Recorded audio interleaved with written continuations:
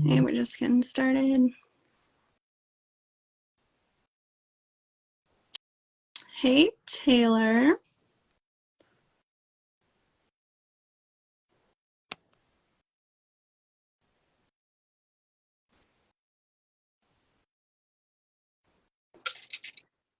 Hey. Hello, how's it going? Good, how are you? I'm doing well. That actually worked very well this time. Sometimes you have to like click it several times and like, why is IG messing up? Yeah, no, it went well for sure. Definitely. All right, well, thanks for joining. JoJo wanted me to let you know that she's sorry she couldn't make it, but hopefully we can get you on another time she can be here. Yeah, All no right. Well, problem. thanks for everybody that's in the chat. If you have questions, put them in the chat. I will do my best to get to them. Might be kind of crazy, so try to keep up. All good.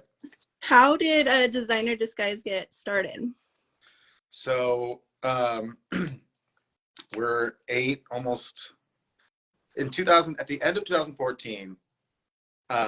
Me and Josh, my friend Josh, who's in the band still, we're in a different band.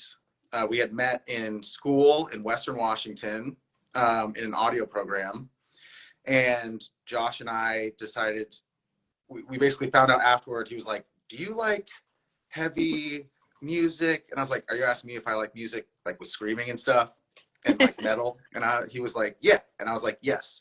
So we started a band together that was called Dorsia, um, and which is a reference to American Psycho. And then we quit that band because we were like, we want to do something different, maybe a little more professional and organized, and started Designer Disguise in 2015.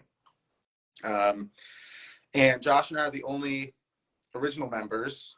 Um, and since then, we've had a lot of permutations and stuff, but it's been a heck of a ride. It's been a lot of fun. And now here we are doing our cover year. Ever since Get Low, we decided to just do a bunch. And now we're writing, we also put out an album this year before all the covers, called Elsewhere. And now we're writing the next thing while we put these covers out. That's awesome. Yeah, like obviously I found out about you guys from TikTok with all the covers, and the covers are amazing. Like, let me tell you, taking me back to my youth, and I'm probably a lot older than you, but just taking me back. I I did actually listen to your original album that you put out this year too, and it is just as good, if not better, as the cover. So Thank keep you. it up. Keep it It up. means a lot because like Yeah. we love we love making our covers, and we love showing off our skills of taking something really popular and making it metal because we love punk goes pop growing up. But we are original artists as well, and like kind of the whole idea behind the covers was, and it's working, is getting people to listen to what we do. Using our sound to be like, hey, this is cool, and this is fun, and this is nostalgic because it is for us too. But also, we make original shit. We're talented and creative and original as well. Um, Not that making covers doesn't require any of that, but we're not as much writing is occurring as much translating and making creative metal choices. So I'm really excited for the next stuff. But we still have 3 more crazy covers that are coming out, as well as a remix of Get Low, which is Yeah. crazy. It's like a EDM dubstep rhythm remix by our friend, and it slaps really hard. So I'm really excited for that. That's awesome. Can't wait. Mm-hmm. Looks like we do have some questions. So I'm So Cappy says, can you do a version of You Remind Me of the Babe? I don't know that song. I guess full disclosure, we're probably going to stop doing covers for a while after these covers. Um, we put a lot of time and effort and into it, and we have been having a lot of fun. But other than Come Clean, which I don't know if you've seen the Come Clean video, the Hillary Duff one, we do want to finish that because I've been telling people for years that we were going to finish it, and we just haven't because of things occurring. And I live in California. The rest of the band lives in Seattle. And so just the logistics of it all have been, excuse me, difficult to get together. And with releasing this record right now, there's a lot of work going into it. So after we want to finish Come Clean, and then we're going to do the original stuff. And it doesn't mean we won't come back to covers ever, but just so everybody knows who wants to know. That's where our head's at right now. Yeah, definitely. We do have another comment. Pravina Cobain says, may I just say I still think the Chandelier cover should be the only version of that song. Oh, wow. I agree. It's funny though, because my daughter just turned 7 and she has her own playlist. She tells me what can and can't be on there. Like she has Motionless and all kinds of stuff, but she has that song on there and she sings it all the time. And I showed her the regular version. She's like, no, not as good. Yeah. I mean, you know there's a funny story about Chandelier is for our drummer's wedding, Chris, his wife is an insane singer. Her name's Kaylee, and she's wonderful. They have a band together called Thunder Honey. You should check them out. But she, at his wedding, it was called Festimony because it was like a festival ceremony where he played with like all of his bands and had all of his friends perform. And so we played at that, and we played Chandelier so that Kaylee could sing with us. And so we arranged it, made it, had her sing it. And then afterward, we were like, we love this. I should do it. And with Alex from Osacea. And it's been so cool that song has had so much life since then. You know, I just recently had one of the posts like go off with it. And so many people were saying they connected to our version because of the emotion. And, you know, it's a song like about addiction and whatnot. And so like, I think I'm sober for over a year now, and I really have always connected to that battle. And so I think we were able to bring something slightly different to it. And that's where like that creativity with covers comes in. And especially in the alternative community, like you can be a little more emo about something that on its face is a pop song, you know? Yeah. Well, that's awesome. Congratulations on that. Thank you. You're welcome. Who are some bands that have influenced you? Well, Linkin Park, big time, obviously. And Bring Me the Horizon, I've been listening for a long time. My Chemical Romance, The Used, Under Oath. Those are like formative bands for me. But then also like outside of the alt community, like I listened to a ton of Backstreet Boys growing up and still, which may be a hint for what's coming in terms of covers.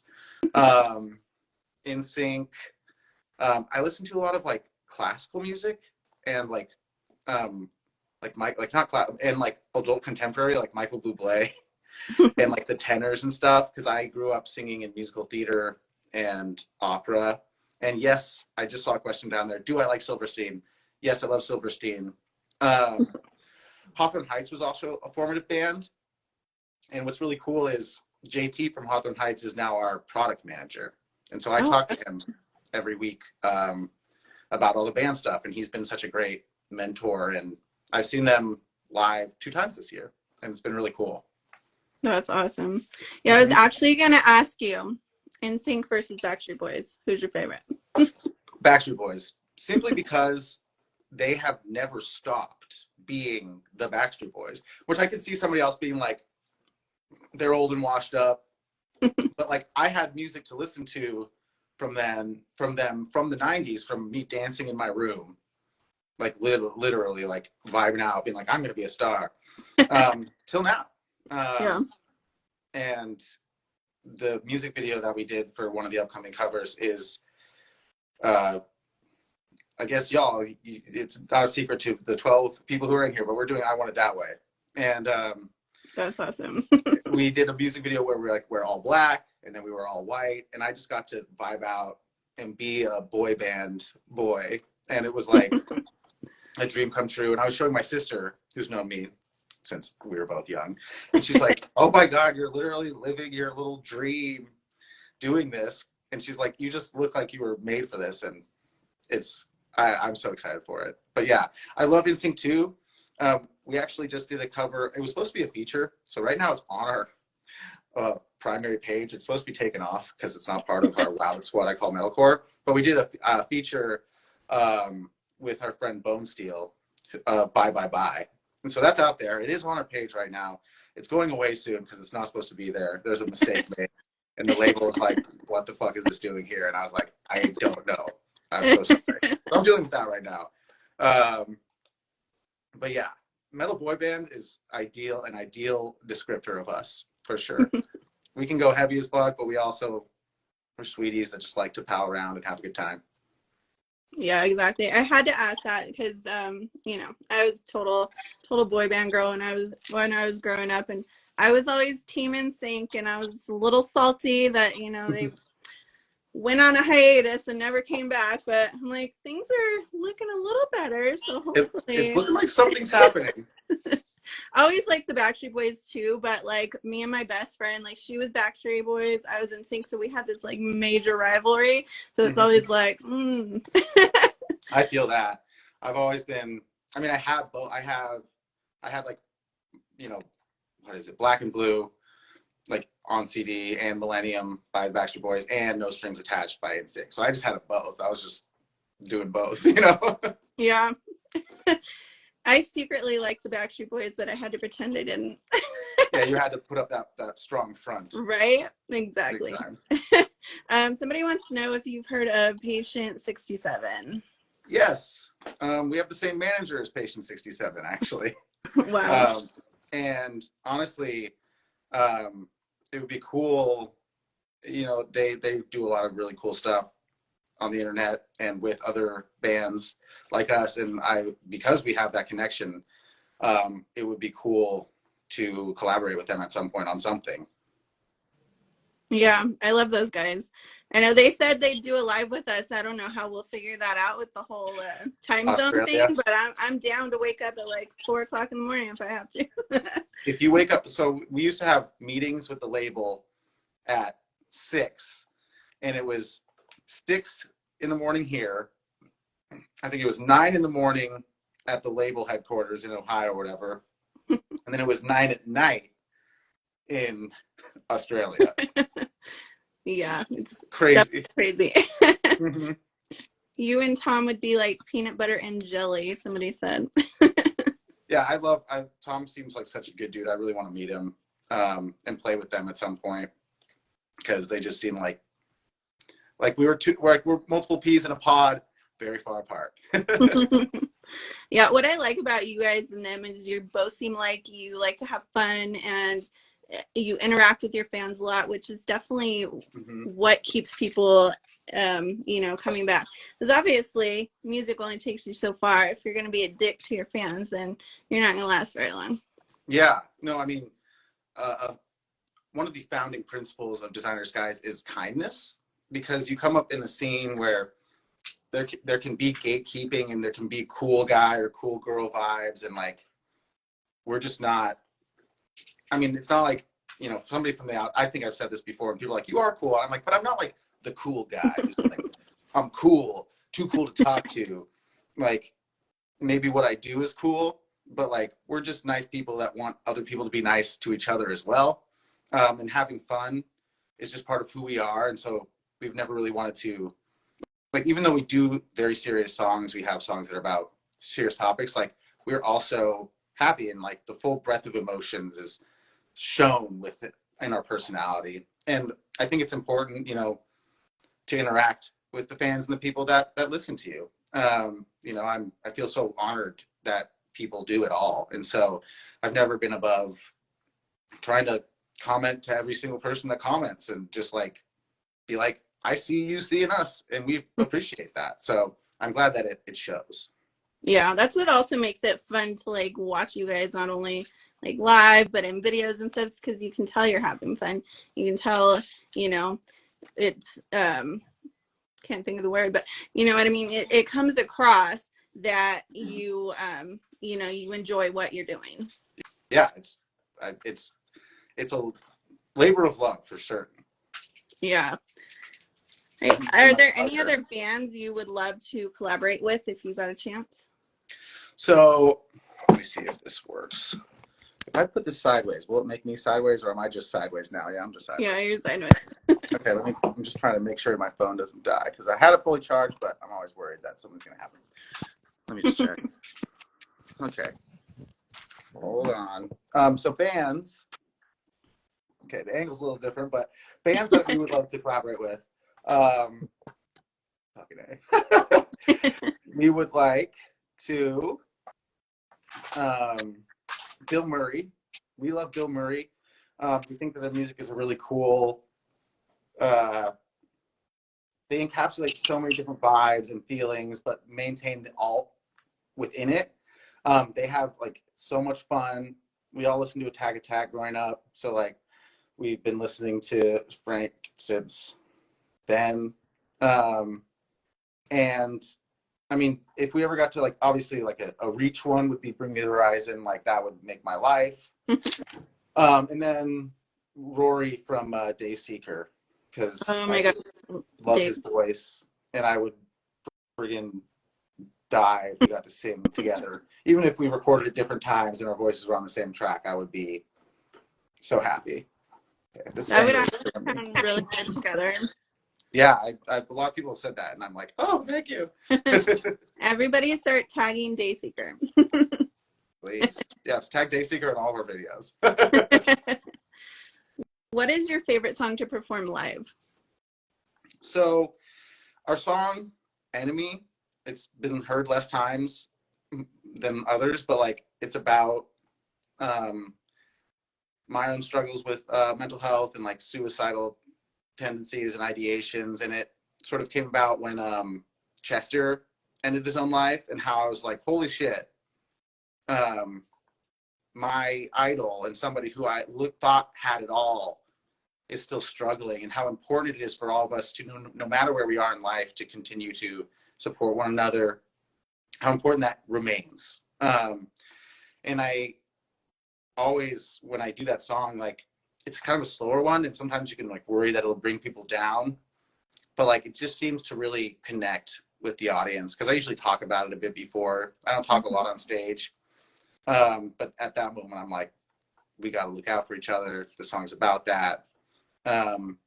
And the reactions I've gotten from people and just their relating to it, I think is really what I've always wanted in music, is to find that common ground emotionally with people that I don't always get with just talking, and just, it's that next level of connection. And so that's my favorite. Yeah, I can understand that. And I think it's definitely important to talk about that, because a lot of people are going through it and a lot of people can relate. Like I saw Disturbed a few months ago, and you know, he made a speech about how he almost ended it this year, and he was like, if it wasn't for my son and all of you, I wouldn't be here right now. And it's like, damn, you know, you don't think about it, but so many people are, you know, have those thoughts at times. So I think it's definitely important to talk about it. Yeah, like no matter what level of success you're at, how amazing everything looks on the internet, like those struggles remain for everyone. So I always like to remind people that we've lost enough people already. Let's not lose any more. This song's about that, and being honest about that. Exactly. Sometimes it's hard to be honest from our own self and allow help in, and that's also what it's about. Yeah, definitely good to talk about, because some people think it makes you weak. It doesn't make you weak. It makes you strong to talk about it and to get help, because you never know who's also going through it that you can talk to about it with. Exactly. And that's exactly what we want to get at with our more serious songs. And because like, you know, you can have, like you're saying, we're fun. It's like, we are fun, but we also have those big feelings. And so just because someone looks like they're having all the fun doesn't mean that thing's also true. So we got to be there for each other. And it's my favorite thing to share with people. Yeah. That's what I love about the music community, is everybody's so, you know, willing to be there for each other. So many shows I've gone to this year, you know, singers gotten up and talked about their struggles. Like I just saw From Ashes to New like a couple weeks ago, and Danny got up there and talked about how he feels alone a lot, and it's okay to feel like that, but you got to be there for each other. So yeah, I actually look like, it was cool. My friend Stephen Grier, look up his album. He just put out one. I ended up being on a song with Danny because he was featured on it, and I was featured on it, and I was like, oh, this is cool. Even though I didn't get to interact with him at all, I was like, Yeah, our voice, we sing at the same time in the song. It's called Ghost, I believe. So go check that out. for sure. Yeah. Do you have any upcoming shows? So we just played a couple of shows around Seattle, in Tacoma and Everett, so like literally around Seattle. And we're going through some changes. We recently, one of our best friends, he's okay. I was like, one of our best friends, we didn't lose him, but he did leave the band, Hoosty. Not in bad terms. He's just like, I need to get my life together. He went through a breakup. I don't want to air all his dirty laundry, but it wasn't like nothing bad. No dirty laundry, really. Just him being like, I need to focus on me, because being in a band can be really hard, and like you need to work a full-time job and also then work your full-time band job, and until you get to a point where you can make enough money doing the band thing for it to support you and maybe support a family that you want to have. And it's a big jump. And so he is our other vocalist. He was, and we still he's did all the videos with us for the upcoming covers, and he still expressed interest in like if we play locally in Seattle, he was like, oh, maybe I'll come on, do some stuff. And so we're in this new era of being Hoostyless. And so like I'm starting to scream and do a bunch of the stuff that Hoosty was doing. I can't do all of it because he's a very skilled vocalist in that way, and I've always been more of a clean singing guy. So we're looking at trying to get on a show in May so that we can get our shit together, finish this record. And there's the band Imminence is coming to Seattle, like the guy violin and sing. And I'm sending some, after this, going to send some emails and see if we can get our way up on that stage.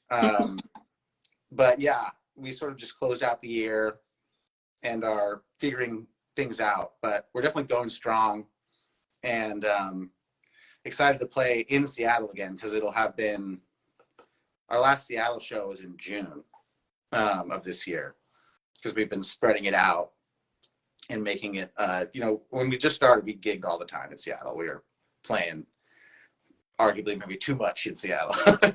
And now we've been doing more headline shows and trying to find those touring packages that we feel like would really want us to be on it, and that we would really want to be on to help bring our fans to, but also to show their fans who might have similar tastes like what we're all about. For sure. Yeah, that's definitely the best way to find new artists, is go early to a show and support the openers. Yes, so true. I've seen this meme 1,000 times. Every national touring act was once a local band. Support your local bands. And we're in that sort of weird middle area of like, early on we were totally just a local band, and now we're sort of like a burgeoning local band that's trying to make that jump between a little bit smaller and just a little bit bigger to be able to be that national touring act. But that's our goal. We get people ask us all the time to come to other places, and we're like, yes, we're working on it. Definitely. As good as you are, I can see you guys going to the top. So everybody keep sharing, and I'm sure you'll get there. Mm-hmm. What's the craziest thing that's happened on tour or out of show? Oh man.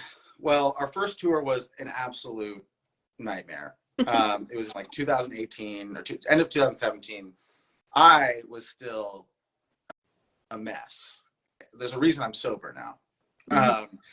And that really came out being away from home.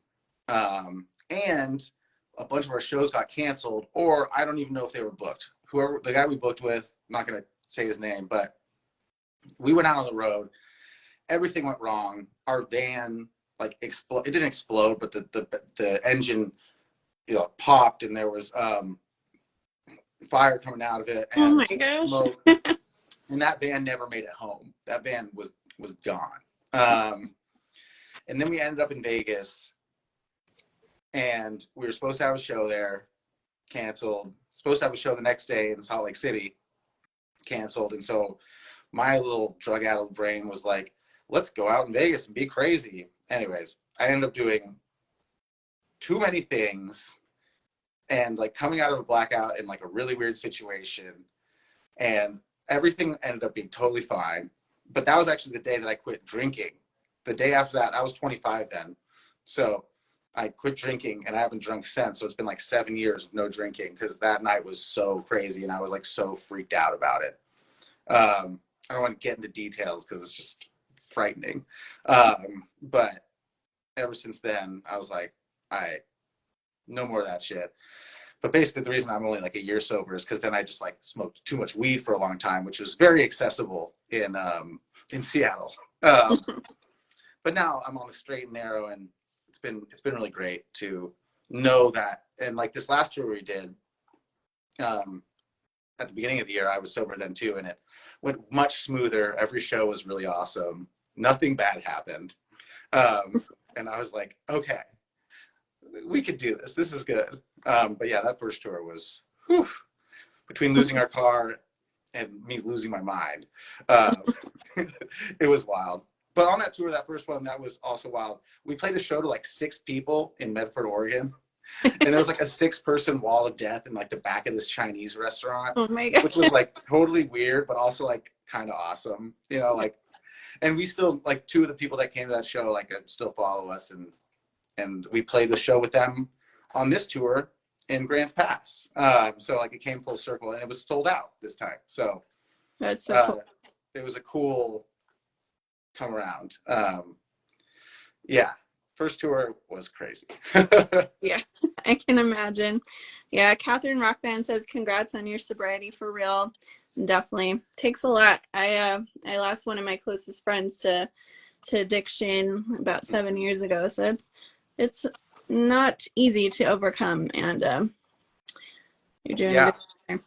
Yeah. Part of my inspiration was a year ago. I lost my best friend to addiction. And a lot of the writing I'm doing right now is about my own struggles with addiction. Now I have like a clear head to be able to look back on it and sort of like enter that dark space and be honest.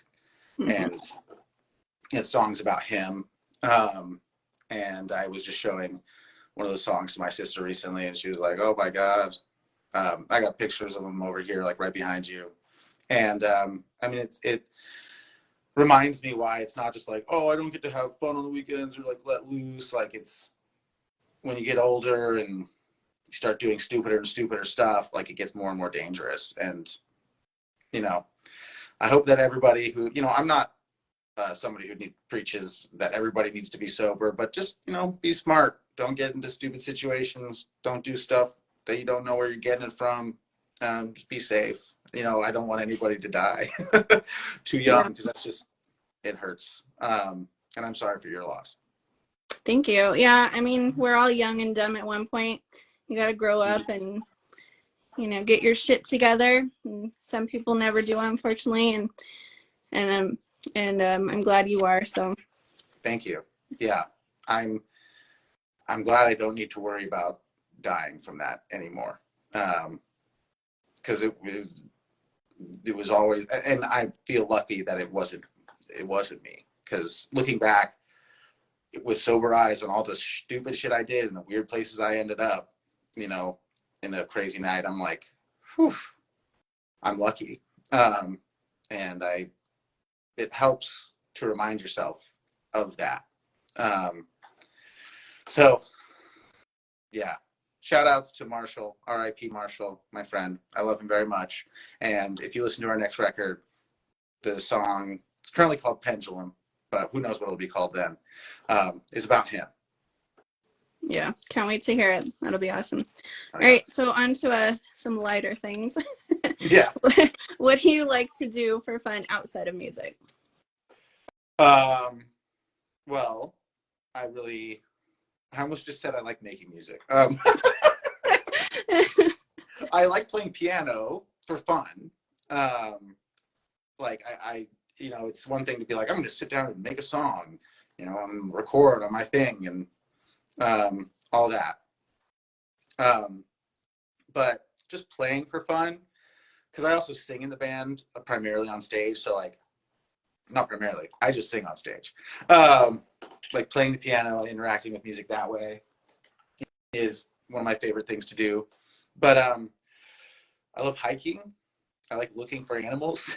I like looking for salamanders.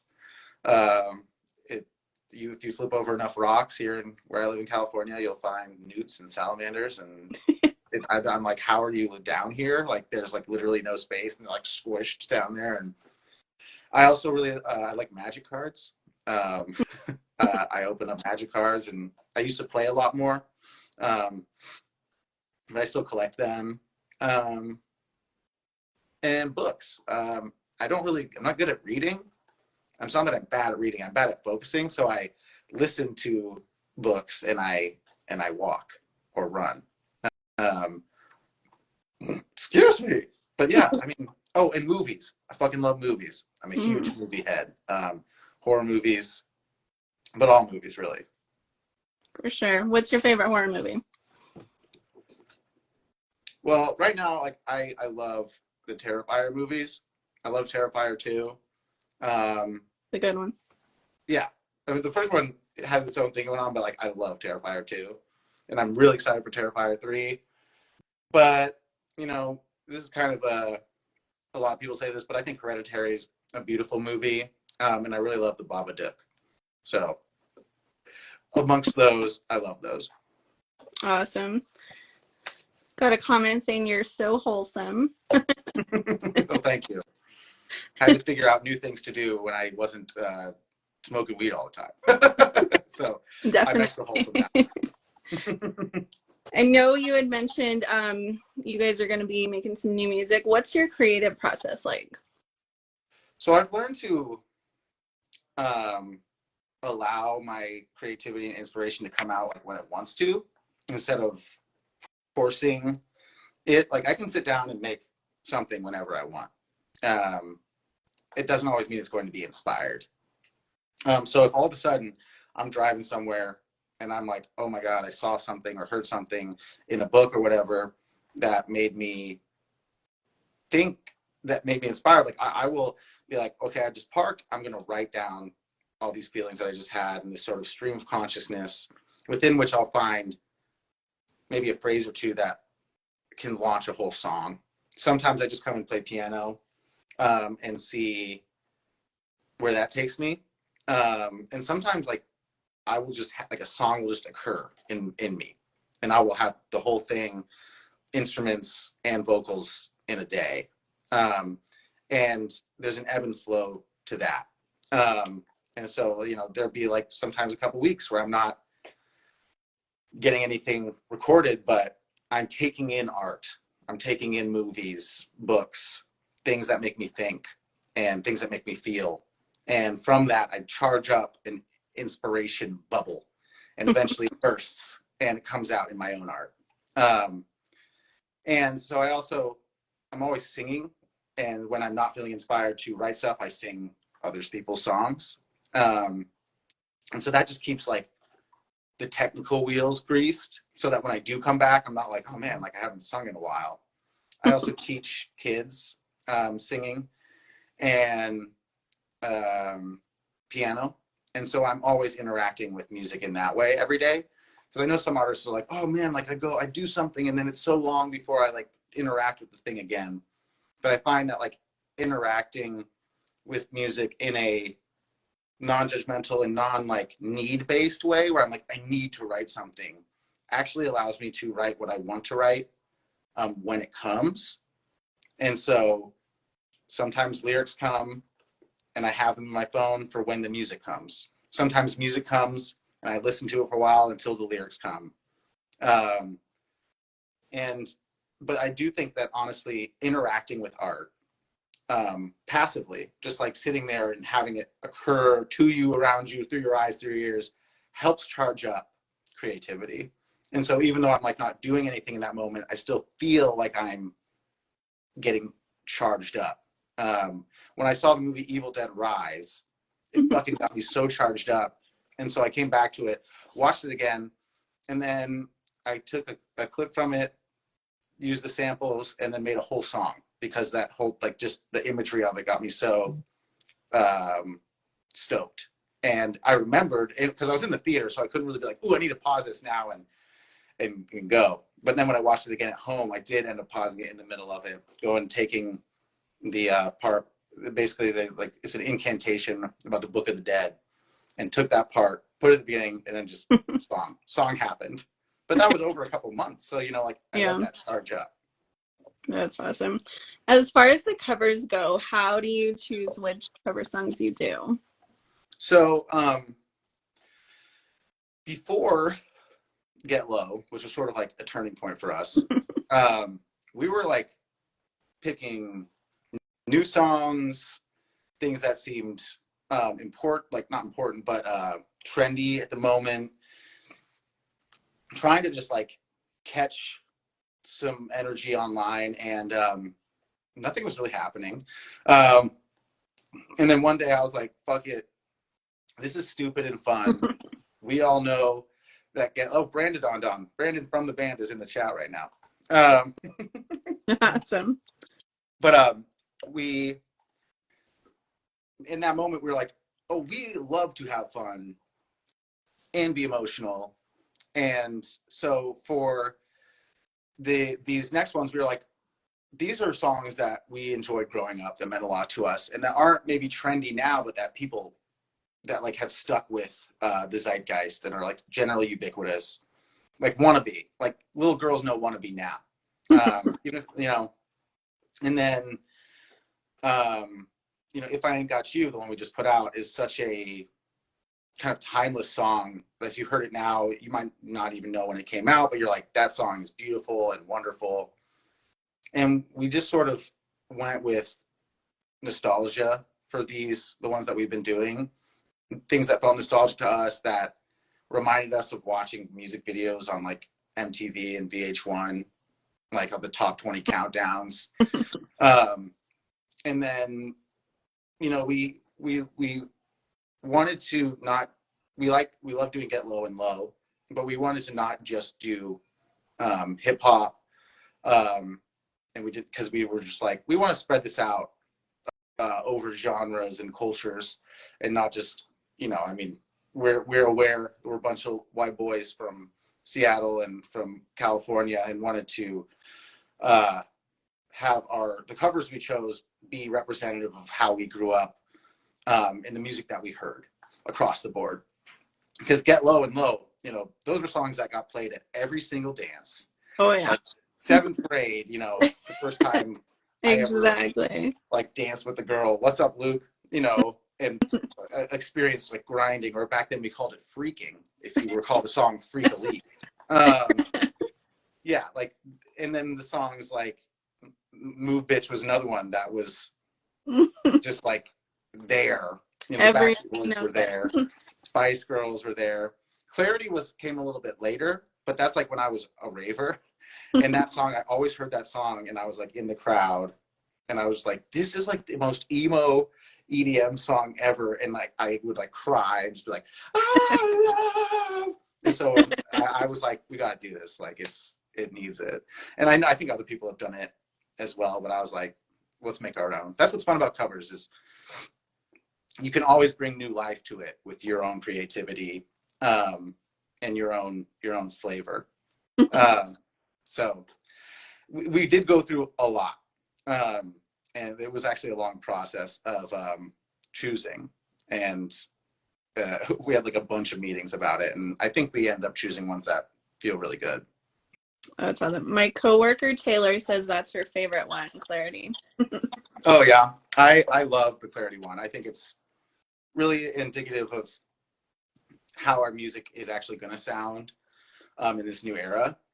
Like beautiful and vocal based, and then heavy riffage and sweet guitar action. So I think that one is probably the closest, with a little bit more heavy in there as well, and screams. But that one is very, I feel like our identity is shown there.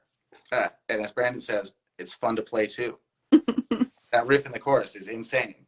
Yeah, I gotta throw that heavy in there. Gotta have it. What's the best advice you've ever been given? Well, it wasn't given to me, but it was from a book. And the quote is, the most important step a man can take is the next one. And, we get so caught up in looking back and testing our value and basing our value off of what has occurred and not thinking brightly about the future and thinking about what we can be. Um, it's from the Stormlight Archive by Brandon Sanderson, if anybody knows who Brandon Sanderson is, but that just hit me like a ton of bricks. The character Dalinar is like essentially being like, I've done these horrible things that haunt me. And he was just stuck in that and stuck in like, oh, the first step is the first step after these things, but it's always the next one. It's not just the first one, but it's continuing to taking steps forward and growing and moving into your future and not being stuck where you are. But I think in terms of something that someone's actually given me, I don't exactly remember the exact words, but I was talking to JT after I saw him here at Oakland at the Emo Orchestra, and he was essentially a similar vibe. He's just like, keep chopping wood. Something will happen. You're doing a really good job, and don't, just because it's not fireworks and flashing lights every night doesn't mean that what you're doing isn't valuable. And that meant a lot to me, especially hearing it from a hero of mine growing up. Yeah, definitely. Yeah, I was like, I am doing a good job. If you could have any superpower, what would it be? So I have two answers to this. One is like a superhero superpower. I'd want to be able to teleport. Because that kind of it is almost like stopping time, but you're just like moving through time at instant speed, which is cool. So I could go anywhere I wanted. I would save a lot of time. Right? I could visit everybody I wanted to visit. And it'd just be fucking cool. And it's not flying or being invisible, which is the one everybody else says. And so I like that one. But then one that is just funny and has like no real, that serves no, like if you were a superhero and this was your power, people would be like, wait, what? Would be to make somebody fart whenever I wanted. It would just be too funny. If you're like watching a speech and you're like, fart. And then all of a sudden they just rip. Me and Hoosie joked about this for a long time. We were like, that would be too fucking good. That's a pretty funny one. So it's kind of similar to one of the guys in Atreyu. I went to a meet and greet a few months ago, and I asked them what their superpowers would be, and one of the guitarists said he wished he could give somebody explosive diarrhea if they like inconvenienced him. Like, oh, cut me off in traffic, you got explosive diarrhea. Yeah, it's like it's semi-harmless, right? But it's also like inconveniencing and embarrassing, Right? and I just think that that's funny. It's not like you couldn't you couldn't really hurt anyone, but you could affect things, certainly. Yeah. Yeah, Maddie from Memphis Mayfire was like, that is called the Taco Bell effect. That's true. Taco Bell's like, we got that. We got you. Right? Come here. Do you have any pre-show rituals? Yeah. Just like, let me plug in. It's giving me the warning. So before we have practice, obviously, and we always do what we rule, which is essentially there's four of us, and one of us goes we, and we put our hand in, and the next person puts their hand in we, we rule. And then I go, yeah, yeah. And it's actually from when I was in an a cappella group in college. And so we just do like a little a cappella barbershop. I think they call it I can't remember what they call it, but it's a thing where you just like make a chord and do like a little turn. And we do that. That's our thing that we do. That's It's cool. fun. Yeah. We're getting better at it too. Yeah.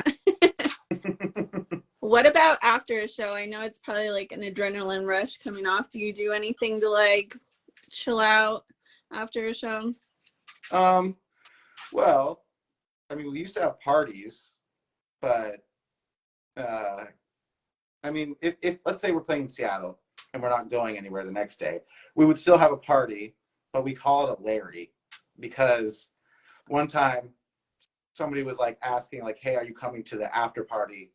But it auto-corrected to Larry. So we like if we're just having a home show where we can like have people come, we call it the after Larry, and then all of our close friends and maybe some people who are cool and interested come by and we just hang out and play music and vibe. Yeah, but if we're on tour, we load out and go to bed as soon as we can. Yeah, I can imagine. What is the first concert you ever went to? Oh, yeah. So I went to the Warfield in San Francisco and saw Yellowcard. They played with a band called The Matches, and I can't remember who else, but it was they're playing Ocean Avenue, and like I don't think they played the whole album, but they played all the bangers from that, and it fucking rocked. It was so cool, and it's so cool to see them back in action. Yeah. That album is so good and will be forever good, and yeah, it was an awesome first concert. That's cool. Yeah, I remember going to their farewell tour and I was like, this is so sad. And now they're back, thank God. Yes. But yeah, The Matches, I remember that Dog-Eared Page song. I think that's the only song I know from them. Yeah.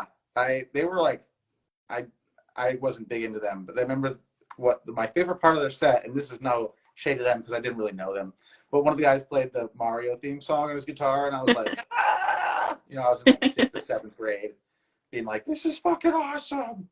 Yeah, it's pretty cool. Yeah. What is your favorite restaurant? Wait, what? Restaurant?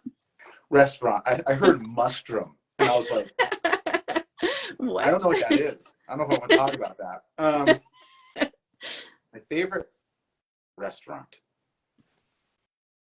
Well, I have so many food allergies that I've like developed throughout my life, which sucks. So I'm gonna pretend that those aren't real. But there's this place called Blue Ginkgo near me that does sushi, and it's like small. You can only have like 16 people in there at the same time, so it's never like insane. And I used to go there when I was younger on like my birthday and stuff, and I love that place. And I've probably been there the most times out of any restaurant. So I think that makes it my favorite, right? Probably, yeah. Mm-hmm. Does pineapple go on pizza? Goes on my pizza. That's always so controversial. You either love it or hate it. And the food things get people going. oh my God. Yeah. I think the food questions in our lives have gotten like the wildest responses. We had this band last week called Red Keep, and this singer Brian was talking about a peanut butter pizza, and I'm just like, what? And then the next night we had this guy that was talking about it was pineapple pizza, but cold pizza with pineapple and Cool Whip. I'm like, who comes up with this shit? People be eating what they be eating, and that shit's wild. I tend to not have strong opinions, but there's a person I know, I'm not gonna out them. They put ketchup like on everything. Rice, pizza. Yeah. Just shit that I'm like, no, dude. Like, what are you doing? And he's like, I like it. And I'm like, okay. But some of the other funny food ones that we've talked about are, you know, edge piece of brownie or middle piece. People seem pretty 50-50 on that. Yeah. And one that I am kind of guess maybe controversial on is whether a graham cracker is a cookie or not. Because I know that it says cracker in the name, but I don't know any other sweet crackers. So Yeah, I would categorize it as a cookie for sure. right, that's what I'm saying. All right. Let's see. Cats or dogs?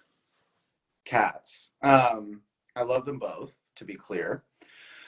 But dogs are sometimes too needy, and it makes me sad because I'm like, I need to leave, and they're like, but you're breaking my heart, and I'm like, you're breaking my heart. I'll be back. I love them both tons, but I love how cats, like, you sort of need to earn their respect, and when they grace you with their love, you feel like, oh, I feel special. But then when you're like, I need to do my own fucking thing, they'll mostly leave you alone, and if they do bug you, it's pretty funny. Because they're like, I'm in your space. I'm fucking with stuff. And I think they're so fucking cute. And like, I was kind of late to the cat game because I'm allergic to them. I'm allergic to them. Yeah. Yeah. Yeah, it sucks. But I ended up having to live with one just because of rent and all that. We needed new roommates, and we ended up having a cat in our house. And I got less allergic to the cat over time. So like, instead of being just like totally fucked and being like, well, now I live in this, like I became like the friends with the kitty, and I love Abby very much. Yeah, I don't know. I think it depends on the type of cat too, because like I lived in a house with like 4 other people, and my friend Sam had this cat, and she would come and sleep with me, and I had no issues with her. But then after that, I had a different roommate, different cat, and like I could barely breathe. I was like having to use an inhaler that I hadn't used in years, and I don't know. It's weird. Yeah, it's cat by cat for some people. For sure. But one day I will have a kitty, and it will be wonderful. What is the best way to support you? Do you guys have merch? We do. If you go to designersguys.com and you scroll down, there's a merch button. It takes you to our merch page. There's actually a design that I myself designed. It's like this little face on the pocket. I'm pretty proud of it. It doesn't actually say Designer Skies on it anywhere, but I just think it's cool. And if you know, you know. But there's also obviously branded merch that has our name on it. You can also, there's another really cool design that's not on that, on the invogue.com, invoguerecords.com page. It's yellow and has like a metal Designer Skies logo and like red shit. It looks really fucking cool. But yeah, merch, stream our shit, honestly, and then word of mouth. Like, if you dig our shit, share it with people. I do believe that we make high quality music, and it's just a matter of getting it to those ears. So if you feel so inclined to jam our tunes with your friends or show people, we would love that. If you can afford merch, that's huge. We're trying to save money for the next record and for being able to get out on the road in a sustainable way. So all that really, really helps.